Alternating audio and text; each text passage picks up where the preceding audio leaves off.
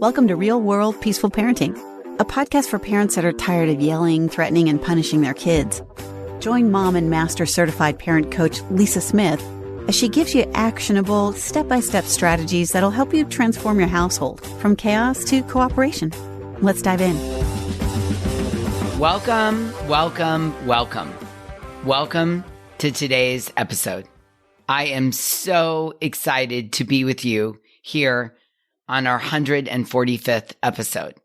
Amazing, right? I'm just so delighted to be with you here each week. And I hear from many of you that you really get a lot from this podcast. So it is my honor, I want you to know, to be with you every week and to serve you in this way and enlighten you, share tools, share ideas, share coaching, share what real world peaceful parenting really can look like for you and your family. And in my coaching hours, parents often come to me looking for a change so that they can parent in a more peaceful way.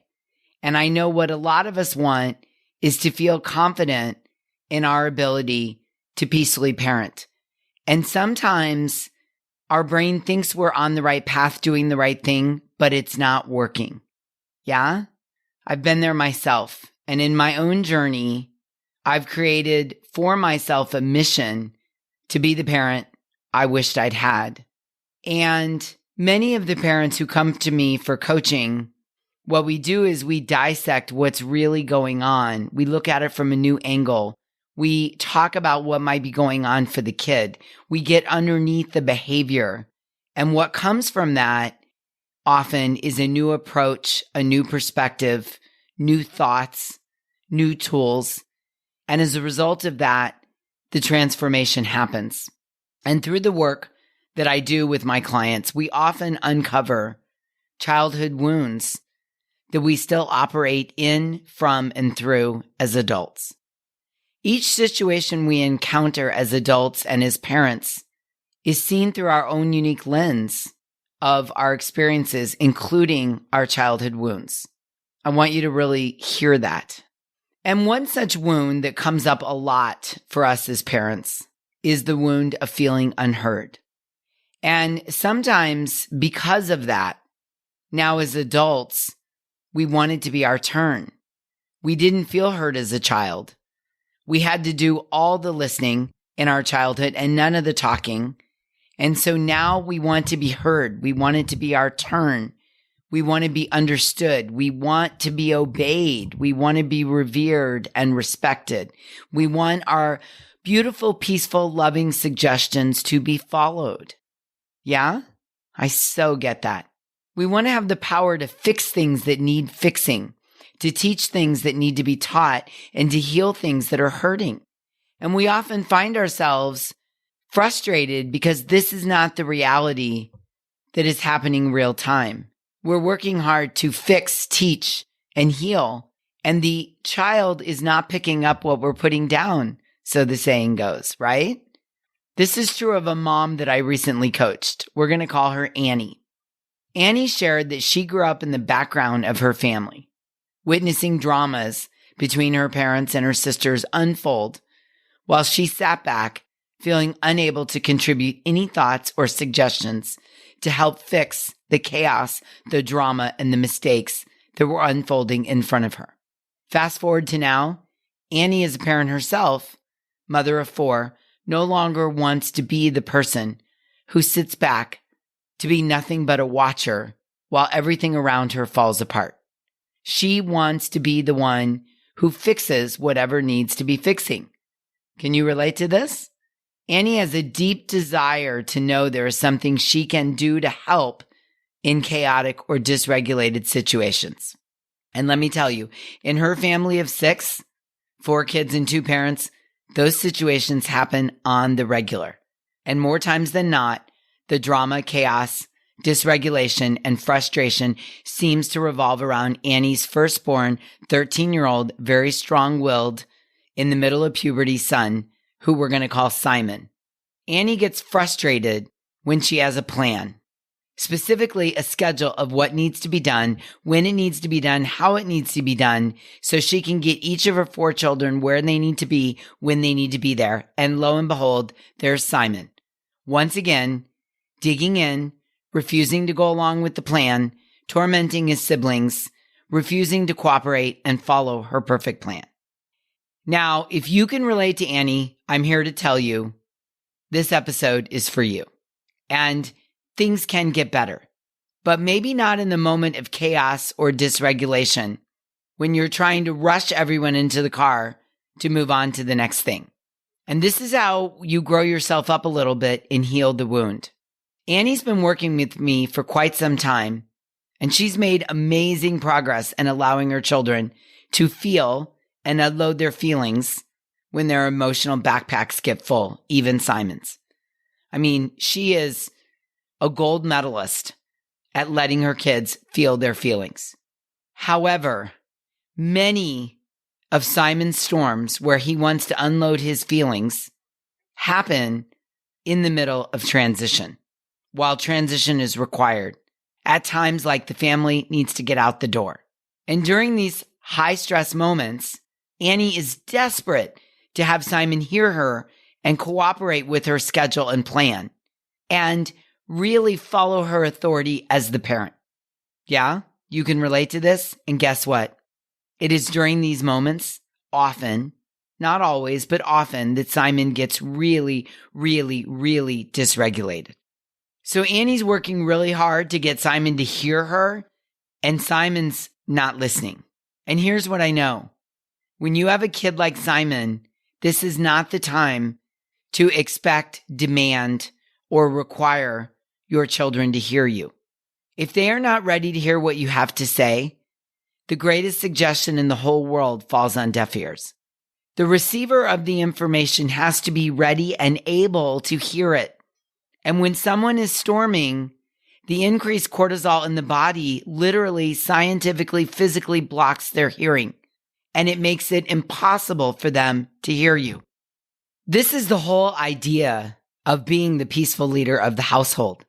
Peaceful parenting is when we use our power to come alongside our child and guide them. And part of guiding them means the realization that they may not always be ready to hear the lesson you want to teach them when you're ready to teach it. Ding, ding, ding, ding, ding. Hopefully the light bulb is going on. Growing in emotional maturity is recognizing when they are ready to hear what it is you have to say. Let me say that again. Growing in emotional maturity is recognizing when your kids, or anybody for that matter, when they're ready to hear what it is you have to say. Along with storms and increased cortisol, there is also a group of humans who just get stuck. Capital S, capital T, capital U, capital C, capital K, underlined, bolded, stuck. A lot of us humans struggle with change. In the lives of all humans, there is a natural tension in change and transition that happens to the central nervous system. We are organically hardwired for habit and familiarity and consistency. And it has been identified that there are 5 kinds of change that disrupt us. Change of routine, change of environment, change of relationship, change of activity, change of day and season, and change of age. Now, kids experience this aversion to change on a micro level. What I mean by that is they can become dysregulated after school, the change of after school, the change of going to bed. For many, the change of transition to whatever is next. I think there are humans that do transition better than others. The way some kids work, they decide something. And if it doesn't happen the way they've decided it, they get stuck. This is a really important word. They get stuck. And then the parents get dysregulated over the kid's stuckness, which if that is not a word, it is now. All they want to do in these situations as the parent is get the kid moving forward. Move him or her on to the next thing. The problem is that when Simon, for instance, gets stuck, he can't move to the next thing until someone validates that he's stuck. Maybe some light bulbs are going off for you right now. What I think the secret sauce is, as a parent to create the connection and cooperation is to validate that he's stuck and reassure him that it's okay. Now, his stuckness, you might be thinking, is his shadow side. And your way of trying to fix it is to simply tell him, encourage him, demand that he just get unstuck. Just get in the car. We got to get to soccer. We got to get to parent school night. Get over not going to the football game you wanted to go to and go take a shower. Move to the next thing. It goes something like this. Listen, dude, we don't have time for you to be stuck. So just get moving. It's okay to be mad and feel your feelings, but you have to feel them while moving on to the next thing. You can feel your feelings, but you can't stay stuck. Or maybe we say something like, feel your feelings in the shower, feel your feelings in the car on the way to parent night. The problem is the more you try to encourage or demand that your kid keep to your schedule and plan, the more the kid can get frozen in his stuckness. And what I really offer is that he sees his stuckness as his superpower, not his shadow side. So what can Annie and parents like her, maybe you, do about this? Well, there's one word, and it's acceptance. Accept that you have a kid that gets really stuck. Accept that there are times when he can't get in the shower. And that moment, validate that. Make that okay. Find new parameters to work with. Maybe you give him a few minutes and check back. Maybe you give him some oxygen and space by leaving the room. Maybe you pick the 80-20. So that night, if he needs to be stuck in his room and he never gets in the shower, you let it be the 20% of the time that you just let him be stuck. What's happening now is we're power struggling over who's going to win. You want your kid to move to the next task, but he is literally stuck and can't. And you're power struggling over this. So drop the power struggle and give a kid like Simon space to be stuck. In situations like Annie's and Simon's, I would have 3 things I would say. Number 1, son, I see you're stuck. I get it, buddy. Number 2, I can help you get unstuck, or I can leave you to work through it on your own. Because either way, I know you'll figure it out. Now remember, one of the most important things teenagers want to know is, am I going to be okay? So you want to have the utmost confidence that he can move out of this cycle. You want to present as though you know it will happen. And you can help him or he can do it on his own. But either way, you know that he can get unstuck. And number 3, you want to say, I can help you or I can let you do it on your own. Now, number 3 is for the times that your kid likes to project his stuckness onto his siblings by getting into a fight with them or hurting them physically or calling them names. So this happens a lot for Simon in the past when he's gotten stuck. So what I would say to a kid like Simon is, I can help you get unstuck, or I can let you do it on your own. But what I can't do is let you project your stuckness onto others and hurt them. So this is where I will draw the line. As the mom or as the parent, I will not allow you to hurt your siblings. What Simon has learned is that if Annie pushes him to take a shower, push, it increases his big emotions like anger and frustration. And then he projects his frustration with being stuck onto his siblings physically and with his words. I encourage parents with assignment of their own to say, hey, I recognize that you're stuck and that's okay. I can help you. You can work through it on your own. But what we're not going to do is project. And I think you should actually use that word. What we're not going to do is project our stuckness onto other people by physically hurting them or emotionally calling them names. This is where I have to step in and protect the other people in the family. And I think this projection happens a lot in households where kids get stuck. The kid projects their stuckness onto their siblings, and then the parent gets triggered, often by a childhood wound of their own, and the power struggle ensues and nobody wins. I remember a story of a client recently telling me that when she was young, her father had an accident that left him as a quadriplegic. And as we were talking about stuckness, she was having a gigantic light bulb moment. She said after the accident, her older brother, who was a teenager at the time, got really stuck in big emotions like anger and frustration. And every day he would punch her really hard and it would hurt. And she realizes now that he needed help getting unstuck, and she needed her mother to protect her from his stuckness, and no one was there to do it. At the same time that parent needed to help the son move out of the stuckness, the mother needed to protect the sister. As the parent in these situations, you say in a loving way, I will help you get unstuck, and at the same time, I will protect your siblings if you cross the line, and project all of that onto them. For Annie, I know she's going to feel empowered by recognizing what's going on for Simon and not always pushing him to the next thing, but by helping him acknowledge the stuckness and physically protecting the siblings, she's going to feel heard and empowered with an action plan that serves all parties. So again, it sounds like, Simon, I'm here to help you. I recognize that you're stuck, and the next step is to help you get unstuck. I can help you. I can give you space to do it on your own. But what I won't do is allow you to project it onto your siblings. And if you can't get in the shower tonight and you need to stay in your room, I totally support that.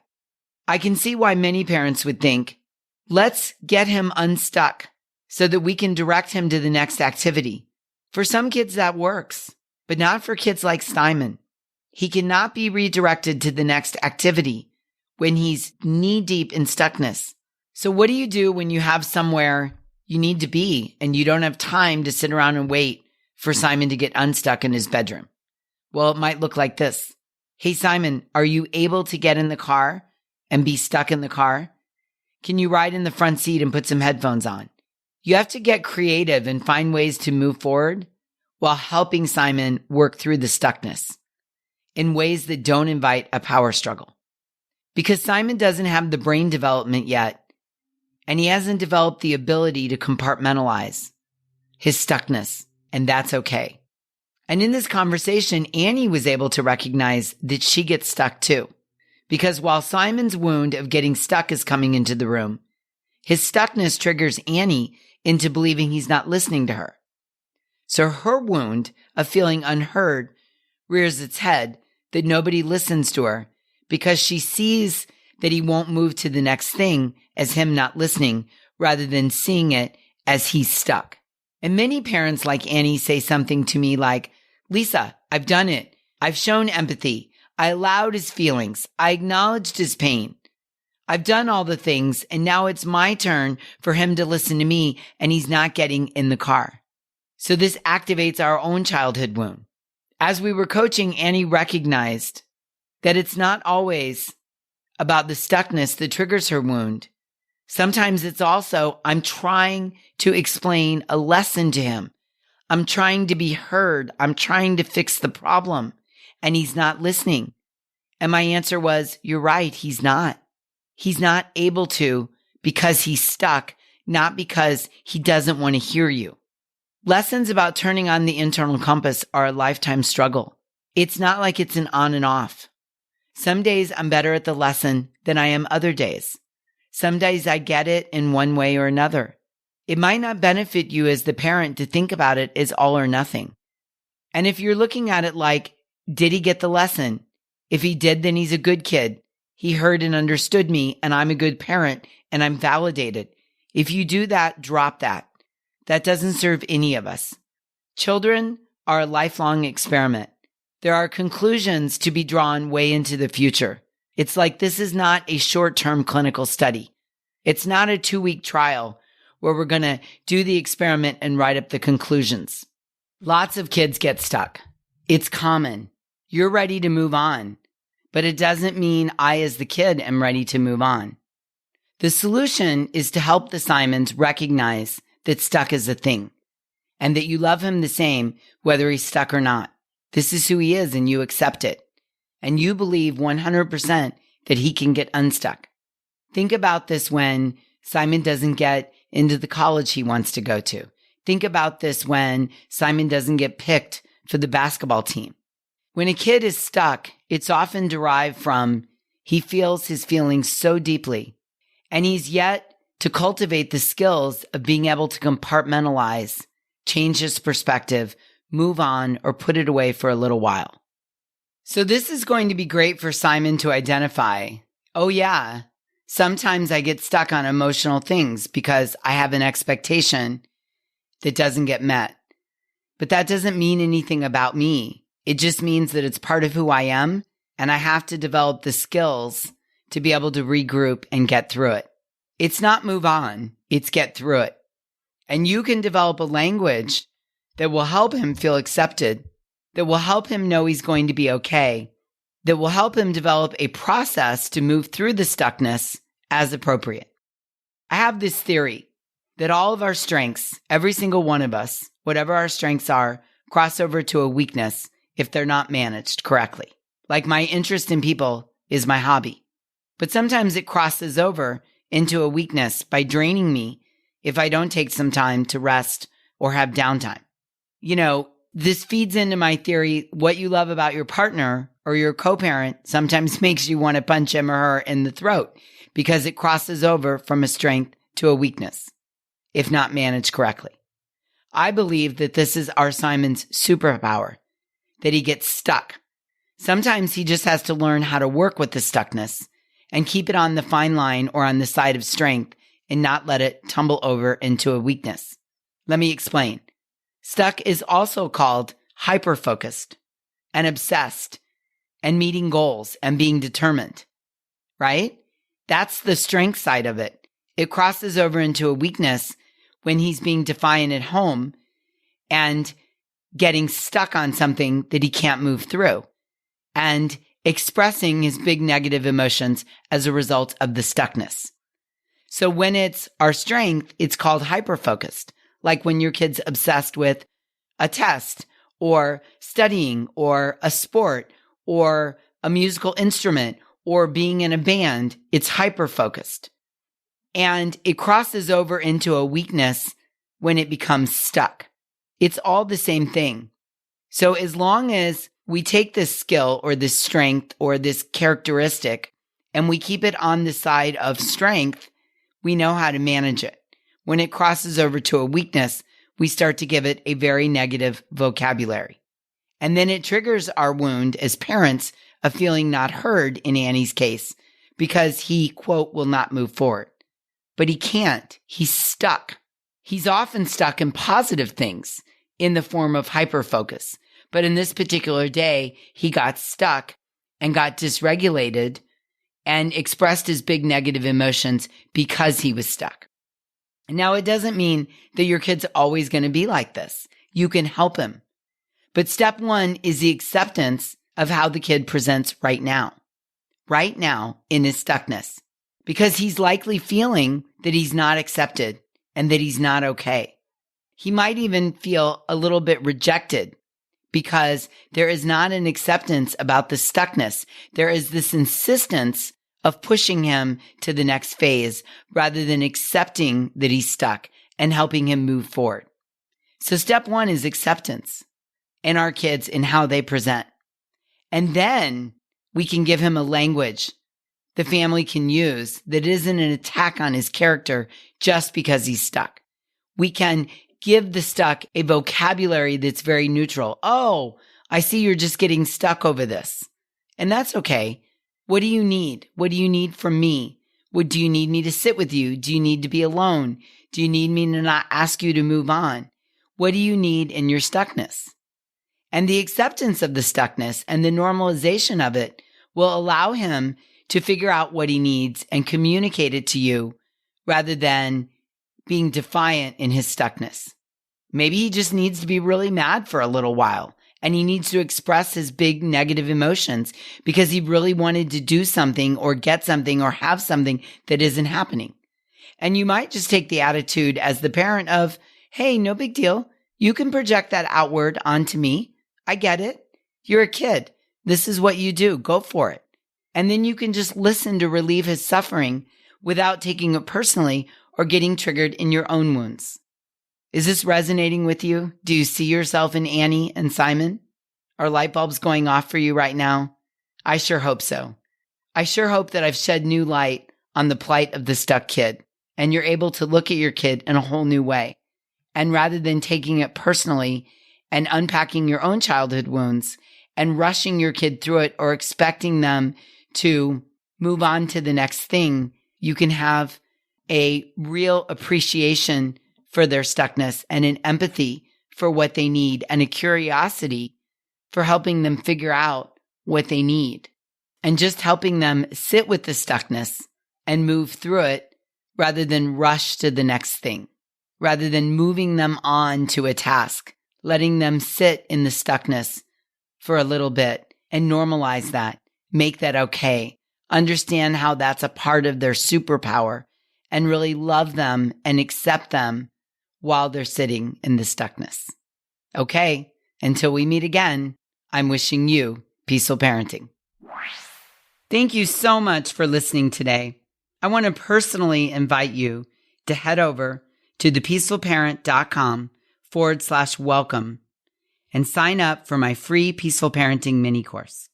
You'll find everything you need to get started on the path to peaceful parenting just waiting for you over there at www.thepeacefulparent.com/welcome. Can't wait for you to get started. Thanks for listening to Real World Peaceful Parenting. If you want more info on how you can transform your parenting, visit thepeacefulparent.com. See you soon.